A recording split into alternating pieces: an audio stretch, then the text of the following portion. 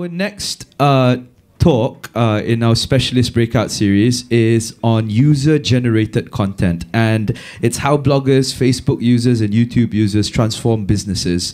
All right. Our speaker has a degree in communications, master's in mass communications, a PhD in journalism, focusing specifically on strategic communications for public relations, marketing, social media, and advertising. So this is the expert. She speaks on consumer behavior, e-marketing, international marketing, introduction to marketing, and social media marketing specifically. We flew her all the way from the United States, specifically Florida International University. Ladies and gentlemen, please put your hands together for Professor Maria Garcia.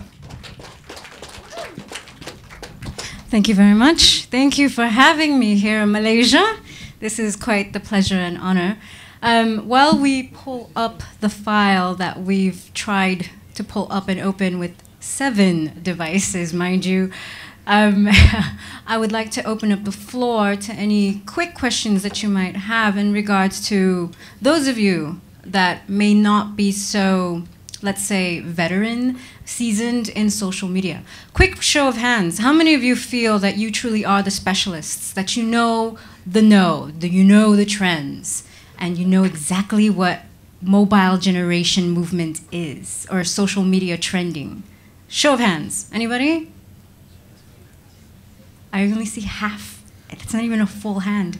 Is this really it? Okay, show of hands for those of you who are here because you're not a veteran in social media and you want to learn more, whether it be for personal gain or professional gain. Okay, now we're talking. Right. So social media, as you know, did not start because of the Arab Spring. It had already been around for many years, and many believe it was because of Facebook. But the truth is, the very beginning of social media, the whole idea of conversation and collaboration and trending was actually present with something called MySpace. Long, long, long ago, for many of you who are younger, well, older than 21, but younger than 35.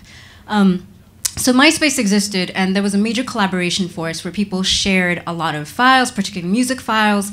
And in terms of intellectual property, we now have music files that are constantly pirated or shared openly and freely. And of course, royalties did not go to the artists because they were downloaded and torrented and shared in this manner. So in terms of intellectual property, MySpace was a major challenge for those that owned the content and created such content. But it became a treasure for those who just wanted the content freely. So you had this conundrum. You had these two opposing forces, those that owned the content and those that didn't want to pay for it but enjoyed it. All right, so let's begin. Here we go. 15 minutes, quick presentation for those of you who will appreciate the quick trends, like basic social media, what's happening now. You've been asleep for the past 5 years. Maybe you need to catch up, and here it is in 15 minutes. Okay, here we go. Let's begin. All right. So I'm a professor at Florida International University, and I teach social media marketing at the College of Business. So all my students range from 18 to 24 years of age, and they always ask, Dr. Garcia, we need to make money. We heard social media is an easy way to make money without spending so much money. So how do I get return on investment without having to invest anything? And I just give them this really fun look and ask them to drink a cup of coffee, think about their question, and come back to me, and really ask themselves, what are they asking for? Social media is not a shortcut to easy advertisement and personal gain, not overnight. It takes time, and oftentimes it takes strategy. I've often been asked, can we make something go viral? Agencies ask me this question every time, and the answer is no. There is no guarantee, there is no formula to make a grumpy-looking cat go viral in 4 hours. It happens once in a blue moon. It happens rarely. So no, it is not a guarantee. It's all about timing. You know how there's a good joke? The delivery, the execution depends on timing. And that is content with social media. It's all about your audience, what's happening out in the world, what are they aware of, the right hashtag to use, and of course, good quality content. Not ugly content, but very nice looking professional content.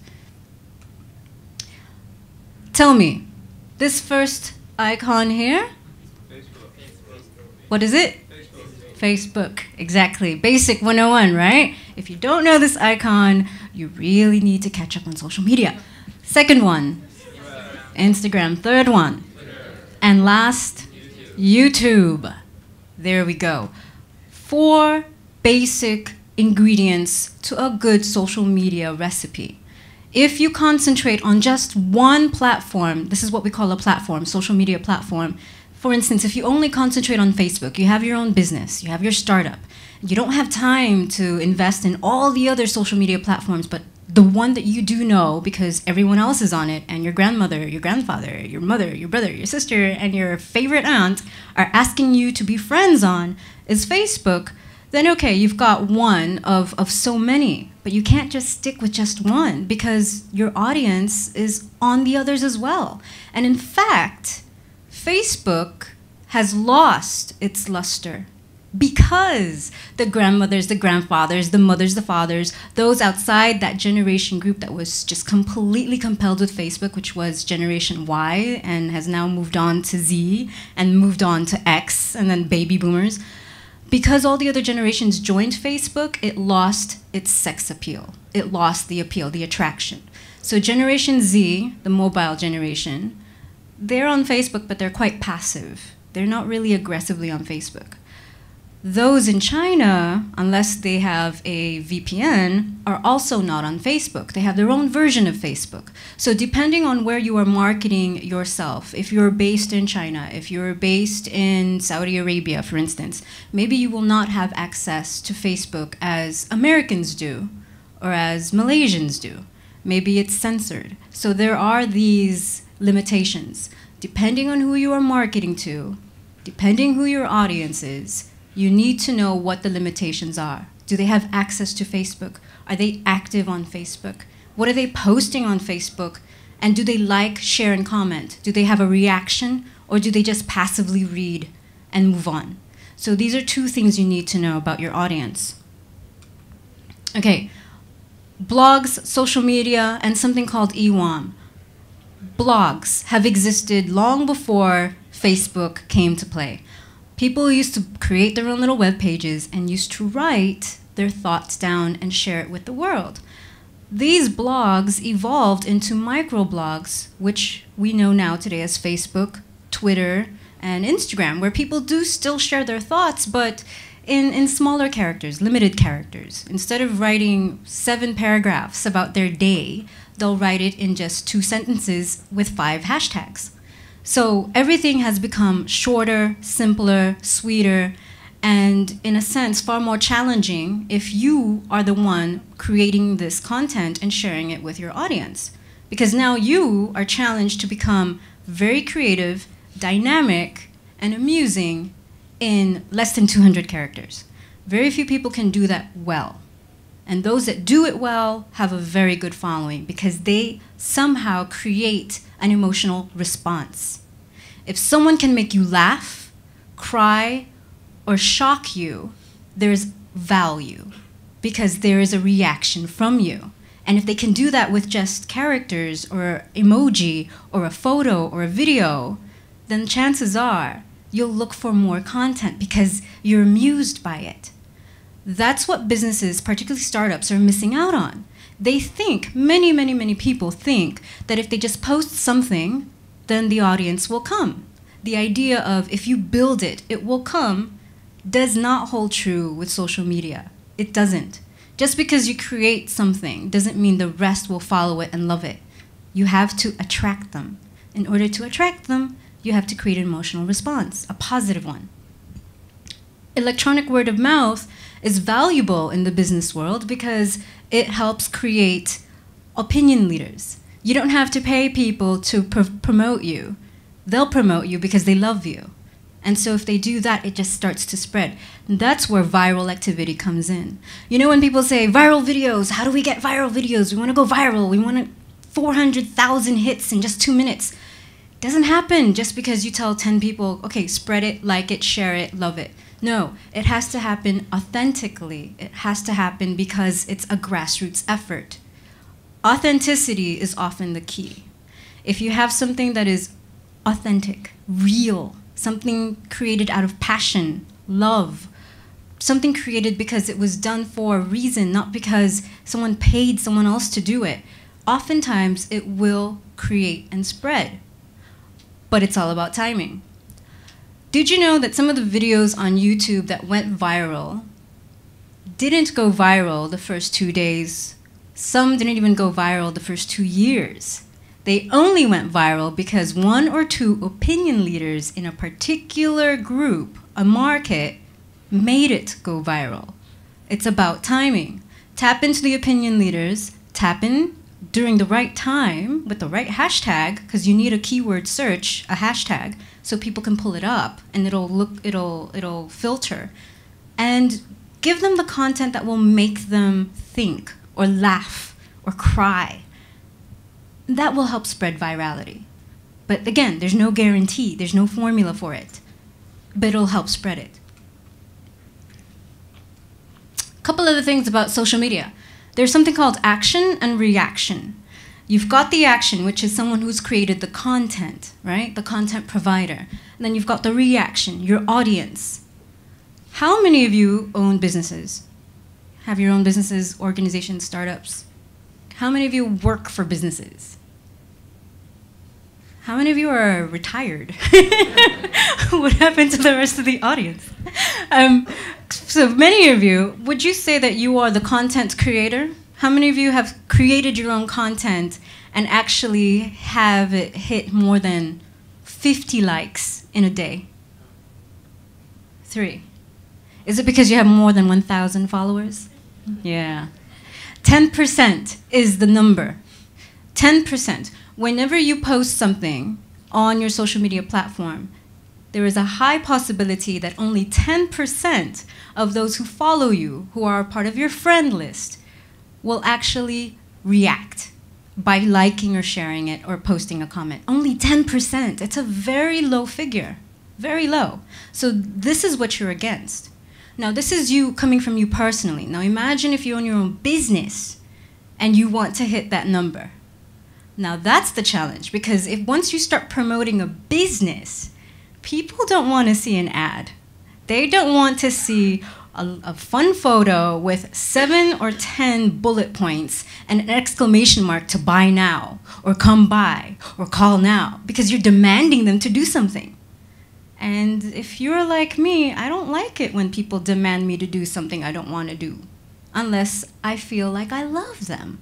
So unless you have more than 50% of people in your friend list who absolutely love you, I mean, that's really hard to hit. But if they absolutely love you, then maybe you'll build traction. But it won't be authentic, because they only do it because they love you and they kind of feel sorry for you. So that's the only reason why. You need to develop good content. Here's some more. Social Media 101. Vimeo. How many of you go on Vimeo? Wow. 3? It's the same 3 people who said that they could actually hit more than 20%. Vimeo is very similar to YouTube, except content on Vimeo, the videos on Vimeo are produced by real filmmakers. Those that will use the GoPro video, take like 3 weeks to edit, 30 seconds, because they want to develop good quality content, high definition, great soundtrack, I mean, short film, and play it. Vimeo is the next big thing, in my opinion. Because there's a small market, only those that really follow film and like film and watch documentaries, they watch Vimeo. The general public watches YouTube, but the filmmakers, the film lovers, the film goers, the film producers and content generators, they're on Vimeo. If you haven't been, go on and you'll see what I mean. Just type in, something I love to do is travel. Type in travel plus backpacking and you will find really great videos from regular people who just happen to have the right software and the right GoPro camera. I'm telling you, it's out there. Okay, next one, Twitter and Instagram. around the world, Twitter had become the second most popular social media platform after Facebook. This was particularly true after the Arab Spring of 2011. 2011 came and went, 2012, 2013, up to the present, and we've had so many types of revolutions on social media. So Twitter became that platform where people were able to share their ideas, collaborate, create protests, and gather without feeling like they would be imprisoned the next day. So Twitter became a tool for these types of social activism movements. Instagram is extremely popular. Let me ask you this question. Is it popular between men or is it popular between women? What's your guess?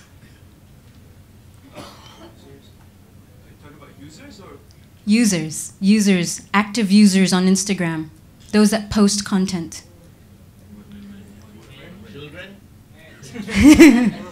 Children. Well, maybe actually that might be true.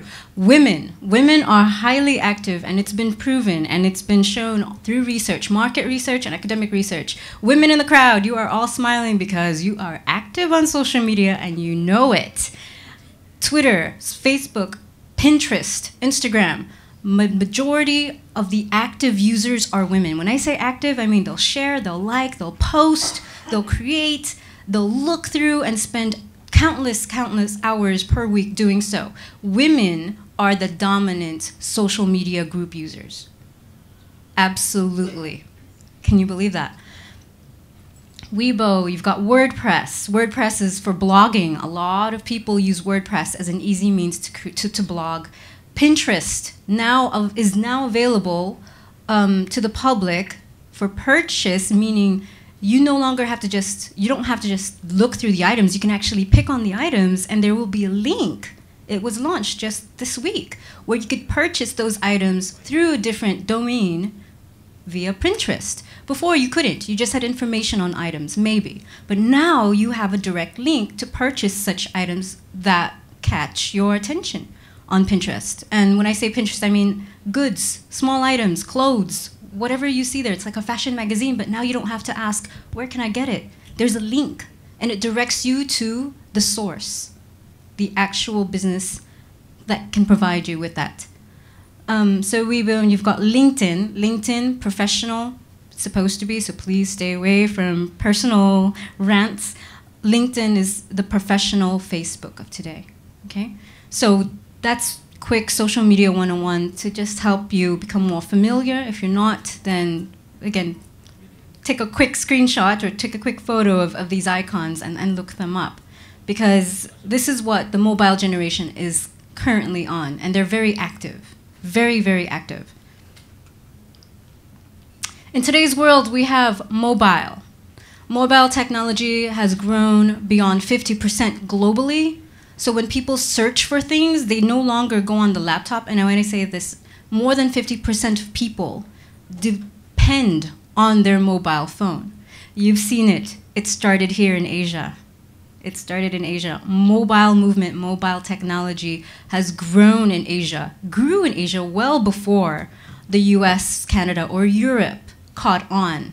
And so the growth started here, and it's not going to end here.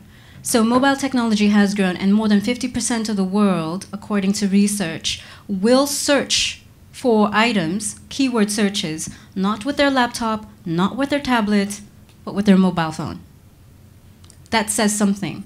Those of you that are producing components or producing mobile technology, if you entered the game early, you are reaping the rewards now.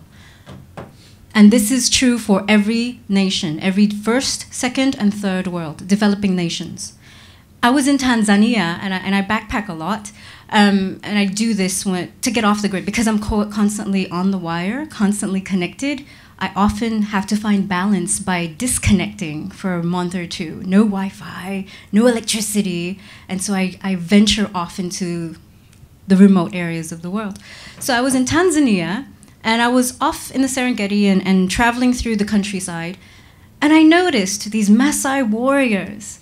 They were, in their nice attire, standing tall with their staff, with their herd of cattle. And I was taking photos of them, and I thought, wow, this is life. This is real living. This is authentic.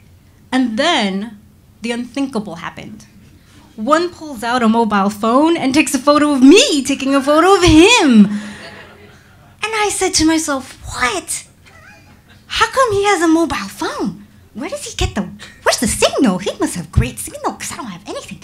So I came up to him and asked him, are you real? Are you a real Maasai warrior, or are you from the city pretending to be a Maasai warrior? And he said to me, what are you talking about? Everyone in my tribe has a mobile device. Granted, not a smartphone, not all, but a mobile device, something that they can talk to, text through, and call with. And he said to me, everyone has this. We may not have electricity, but we have a mobile device. And it goes to show you that it has gained that type of movement. If you go off into the far countryside, let's say Vietnam, rice paddy area, northern Vietnam, you will find that rice farmers who live in a nice quiet shack on their farms, rice plantations, will pull out their mobile device to call the local market to find out how much rice is selling for that day so they can match that price. They need to know how much it is in the market that day, that week, the demand. They use mobile technology for that reason. So this goes to show you that it's not an advancement, it's just part of the evolution. And social media is the same. It's part of our communicative evolution to find out more, to share more, and to tap into the right audience.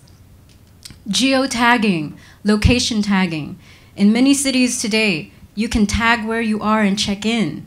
It's great, right? Because you want to know who's around. They can come and sit down with you and have a cup of coffee. Guess what businesses are doing with that? Collecting your data. Data is gold. Third parties love personal data. They need it.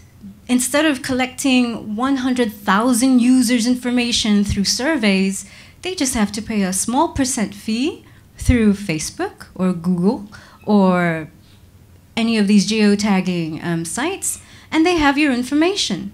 And you who agree to all the terms and conditions without reading them because you know you don't have time to read all the legal jargon, scroll, scroll, scroll, agree, yes. Scroll, scroll, scroll, sure, have my friend list. Scroll, scroll, scroll, sure, post for me. Here you go.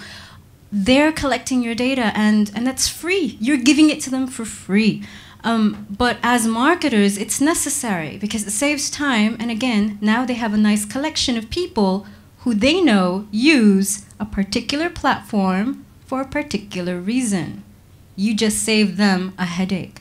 So that's another trend, geotagging, geolocation. And again, searching, the last icon you see here, searching through mobile devices has grown across the world, not just in big cities like Kuala Lumpur, but everywhere else. So you need to know what your audience is doing. This is what they're doing. Tanzanian, Maasai warriors, rice farmers, they're searching through mobile device. So if you have a website and it's not dynamic, meaning if I go on your website and it doesn't scale to size automatically, dynamic resolution through mobile device, I may not want to read everything because I have to zoom in and zoom out.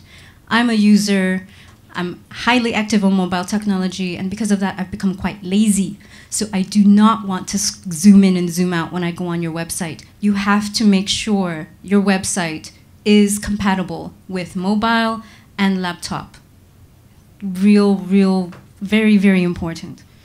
Okay? Optimist, pessimist, realist, and you, Superman. Who are you, what are you, and which one do you want to be? Show of hands. How many of you believe that social media is part of positive growth for a company? Same number of hands with the same question 5 years ago was the exact opposite. When I asked how many of you do not believe social media is part of future marketing practices and is actually should be taken seriously, same number of hands. Now we've seen the exact opposite. Again, with social media, like any platform, if you can connect with the audience, and this is global, there's no physical barrier now, then you have a secret to success. But it's not enough just to connect with them. You have to create a relationship. You have to foster dialogue. You have to give them very good content that they haven't seen before. You have to give them good content that Coca-Cola will be envious of. I'm not kidding. If you give them low content, they won't like you. And first impressions are usually the last impression. So you have to keep that in mind when you generate content. Here's an example. Grooming Lounge. This is, there goes my chair. Grooming Lounge is a brand, and it services men. It showcases what men can do to look more presentable in business, in their profession, in their career. So let's say you have this website, right? The Grooming Lounge website. Let's say you own it. Do you see the hashtag over here? Hashtag Grooming Lounge Knots. This was a campaign that was proposed to launch because one marketer, actually a student of mine, a graduate student, said, listen, we should launch this where we promote ties. Promote it to men, first of all, not women, so men. And we know that women are the dominant social media users. So it's going to be towards the men. How do you get the men on social media to pay attention to your website? Hashtagging. Grooming Lounge Knots is the hashtag used on all platforms, website and all social media platforms. So that way there's one same phenomena, right? Same search field. Now let's say you do this, you do a promotion. Do you see how simple the visual is? Very simple. You take the same visual and you plug it and you play it onto Facebook. You plug it and play it onto Instagram, Pinterest, same hashtag, and at least you have cohesion. Here it is on Facebook. It has to show cohesion, one and the same. It's very simple, it's very clean. There are no exclamation marks. You're not telling them to buy now. The minute you write buy now, you automatically lose your audience. This is user-generated content that belongs to, let's say, Grooming Lounge. It belongs to Grooming Lounge. Once it starts to fold and showcase on other people's posts, it's still the content, but it's the right type of content because it's the right type of people who will share it. Mobile device. See? Mobile device, this is what it will look like versus website. There's a small difference, but the difference is clear. On the mobile, you see the visual only, and you see just the comment field. And this is off of Facebook, off of Pinterest, off of Instagram. This is what it will look like. So in order for you to create the content and understand how you can actually relate that content to your user, you have to know what that content looks like on different platforms. Very important. Something people often forget, but it's very important. That's key. Because if they're using their mobile device, they want to see clean content that looks good. They don't want to have to zoom in and zoom out. And they want small characters with maybe 1 or 2 hashtags, not 1,700. If you've ever seen a visual with like 50 hashtags, you kind of wonder how desperate they really are to gain traction. So small hashtags, nice visual, that's part of the key. And here it is, more on social media, Grooming Lounge Facebook page, or I should say Twitter page, and very simple. How many of you are active on Twitter? Anyone on Twitter? Really? Wow, I wonder which audience I'm talking to. No Twitter, no Instagram, no Pinterest. I think you're shocked. Nobody is recording this, so the government doesn't know. So, are you sure? Well, make sure that you really jump on and understand. All of this is very important because this is what the wave is. If you miss the wave, you will miss out on the next step and you'll be really lost for the next 20 years. You don't want your grandchildren to explain how to use it to you. I mean, that's quite, humiliating. All right, well, that's my quick visual. I'd like to open the floor to questions, discussions, conversations. We have conversations online through social media. I would like to have conversations face-to-face with you. I'd like to know what you think or what questions you might have. Ladies and gentlemen, there's a microphone over there, so if you have any questions, please head on over. If there's none, I'd like to start. I'm actually quite interested in the relevance of Twitter. A lot of people I know here in Malaysia does not use Twitter as a platform. They use directly Instagram and Facebook. And another thing is that a lot of people now, since the integration of being able to upload directly to Facebook and Twitter via Instagram, because we're lazy, what impact does that have to our efforts of social media? Well, first of all, it depends on the following, right? If many people might have like a very large Facebook following, but not so much on Twitter or Instagram. So even though you post it on the other platforms, because there is a direct option to do so simultaneously, here it is, post it here, and we'll post it on these other two platforms, should you like. That's the thing. You need to make sure you have a friend list. You have to have the right following, the same number of followers, perhaps. And what effect does it have on social media? It just creates cohesion. So that's a good thing. But if you don't have a following on Twitter, let's say you only have 5, then what good does it do? Why are you posting? You need to invite yourself onto different pages, like followers, like you would with a friend. You know, hello, my name is such and such, here's my business card. And then they're compelled to give you theirs. It's the friending effect. That same effect is true on social media. You can avalanche it by friending 1,000 people in one day, and maybe 10% will friend you back. That's one way to do it. I mean, it's a very long manual way, but they have other tools online that will allow you to do that.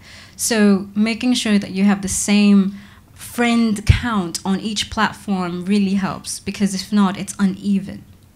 And also making sure that the people you want to attract are on those platforms is fundamental. You need to know what are they on. So let's say you have a business and you have a quick sign-up sheet, membership sign-up sheet, and you ask them, of these social media platforms, which one are you on, and what's your username?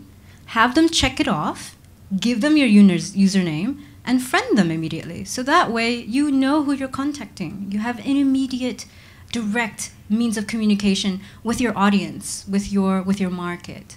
That's unless you can afford third-party data, which is quite expensive actually. But if you can afford it, then even better, because you need access to people who use social media platforms on a daily or weekly basis, or else you're just tweeting to nothing. Question back there. Hi, Professor Maria. So I have a personal Facebook, in which I'm very active, which you are aware. And so when I run programs like this, right, like GIPVC and all that, I post a lot of photographs on my personal Facebook, and also on the Facebook of the event. So I got a comment or a personal message this morning, and the person said, "Can you just move all your posts to your event page, and because it's pushing mine and all my friends down? Can you just get out of the way?" You know, is this a good practice? You know, I do all my business on my personal site as well as on my business site. Yeah. Well, here's a question: do you have the same friend list? Are the same people on your personal page also on your organization page, your Facebook page? There could be a kind of a overlap. Yeah, my business page may have a 5,000 people or 15,000, but my personal has about 2,000. So, and the personal one is more active, you know, because they say, okay, I'm more active in this page, and I only go to the other page when there is an event or a program. So they are more active on my personal side. So, I see. Yeah. Well, with your case, because you're part of the startup world, yes, there is no such thing as rules. There are no rules when it comes to social media. It's actually accepted and somewhat expected for those that are involved with startups, because startups are known for breaking all the rules. Yeah. So it's actually acceptable. If you, on the other hand, were the CEO of a financial institution, let's say HSBC, then yes, there should be a separation between personal and professional. I see. So this guy who sent me this message today, I unfriend him. Unfriend him. Wait after the event and then friend him again. Any questions from the floor? I have one question. What's the best way of streamlining and avoiding misuse of hashtags? Ah, very good question, because it often happens. One way to streamline is to actually know what hashtag is, because hashtags vary on the day, right? Maybe for 2 days there's a hashtag on a crisis, and so it pulls away at all the other regular daily talks.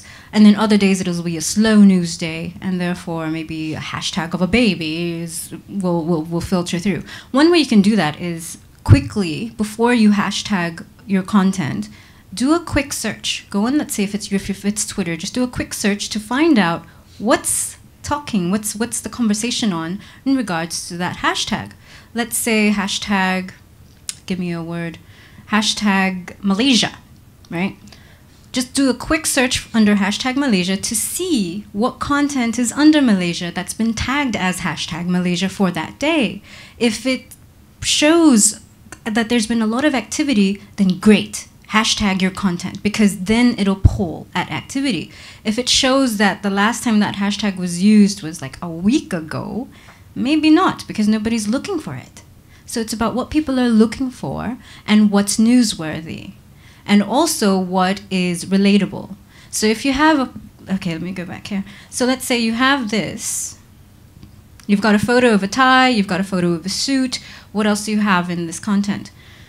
Do not start hashtagging everything. Hashtag blue, hashtag white, hashtag black, hashtag tie, hashtag this, hashtag phone, hashtag grooming, hashtag ugly man. Don't. It doesn't make sense to do that. People will start reading the hashtags and they'll think you had way too much coffee that day. So make sure it is relatable, it is succinct, and it's part of the cycle, the conversation. So if for some reason there was a big sale on ties and hashtag tie, pulled up over 150,000 hits in less than 2 minutes, maybe yes, hashtag it, because this shows activity. If it shows zero activity, don't. It's all about finding the right activity, frequency, and what's newsworthy and relatable, not to you, but to your audience. It's not always about you. You have to think about your audience. What will they find relatable? There was this one example of this business. There was a small business, and it was a hospital. And they had a photo. It was an event to support cancer research. So they had a photo of 3 children, cancer-stricken children, in a hospital bed. And they wanted to promote the event. What did they use a hashtag? They used sick child, dying child. These were hashtags that they used on that photo. And I immediately said to them, to promote this event, your sponsors are not going to look for dying child. They're not going to look for, they're going to look for maybe cancer research or maybe your event name. They're not going to look for sick child. Who wants to look at a photo of a sick child? So I told them, don't use these hashtags. You have to think of what your audience will look for, not what the photo is of. So that's key. It seems like it's common sense, but many people often do forget. One more question. Yes, sir. Hello, Professor. You mentioned earlier that there's no guarantee that whatever that you put in can go viral. Are you saying that you can't manipulate social media? Which leads me to this question. Could something like what happened with Psy's Gangnam Style, reaching that sort of level? How did that happen?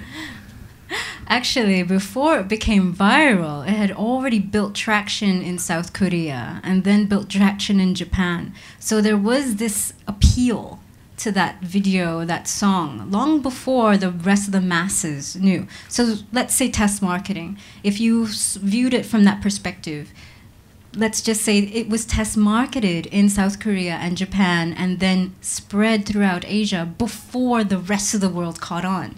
So there was already positive evidence of it. It showed that there was a lot of potential for it. And again, the opinion leaders, the minute the right people shared it, that's when it went viral. So can you manipulate it? Of course, anything is possible. What is the likelihood that you can manipulate it to the way you want to manipulate it? Very, very difficult. You have advertising agencies that are paying millions of dollars for campaigns that go nowhere. So it cannot always be manipulated. There's a rare chance it can. Very rare. You have to be a genius to figure that out, maybe. Any other questions? Here we go. Yes, we have another question. Professor, how does Facebook, YouTube or Instagram control what do you call fake pages, for example? You misrepresenting that you are from the original supplier, for example, but you are not from the originator. How does Facebook or maybe YouTube control all this IP infringement on social media? Today's laws, and this is with globally, even in quote unquote developed countries, still have yet to catch on to our evolution in technology and our use of technology. So still trying. Many laws are being introduced and new policies are introduced. The problem is they're not completely enforced. So unless users online report such cases of misuse, very little can be really picked on, unless keyword searches or unless the bots that are used through these filtering effects can immediately catch it. Because they do so with, let's say, nude photos that are not supposed to be posted and published on certain platforms. So that does happen with advanced technology and software. But oftentimes it would be the users that will report it. And that's key. Is there any means to report using the Facebook? Is there any ways so that the originator or the original, or the brand owner, for example, or the copyright owner can actually report? And what information does Facebook or other social media requires often to take down that fake page, for example? Let's say the business can easily report it through Facebook. There's report a post or report content, and you can also contact Facebook directly, or better yet, tweet. Oftentimes, if you just tweet and hashtag Facebook, it'll pick up, it'll signal, and customer service representatives will immediately catch on and look into the case. They have far more resources than small businesses do. So Facebook is expected to do something and do something as quickly as possible to protect your rights. You're very welcome. Anyone else? Right. Is there any last words you'd like to put out to our audience, Professor? I wanted to thank you for your time and to thank you very much for having me here in Malaysia. I'm always back and forth, it seems, every year. It's always a pleasure. And for those of you that are still very intrigued with social media, don't give up. Don't give up on yourself. It's never too late to catch on and to actually become the next online guru and social media content creator. It happens all the time. You just have to know how to use the tools through practice. So do it, and do it as best as you can, and do it fast. Have a good day and good luck. Ladies and gentlemen, Professor Maria Garcia. Our next session will be at the planetary. The planetary talk. It's gonna have a great panel out there, and don't miss it. It's gonna be at the ballroom. Lots of food, lots of drinks, and a very groovy networking time. We'll see you all there.